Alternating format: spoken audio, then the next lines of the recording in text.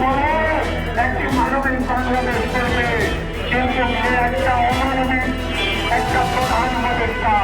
এই ক্ষেত্রে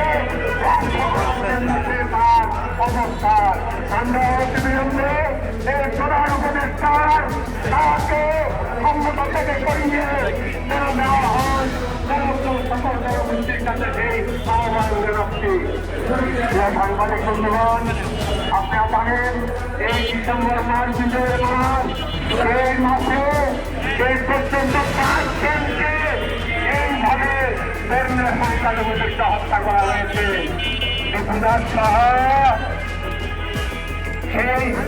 সেই রংপুরের তারাগঞ্জে একজন বীর মুক্তিযোদ্ধা, সেই প্রায় 80 মতো হয়েছে, তাকে তার করে তার বিষয় নির্মমভাবে হত্যা করেছে।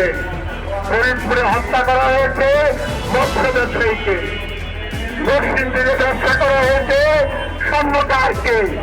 আপনারা দেখেছেন এই যে দিনাজপুরে হাতের মধ্যে লাল ফিতা দেখে তাকে যেইভাবে লাঞ্ছিত করেছে, তাকে রয়ের আদেশ বানিয়েছে।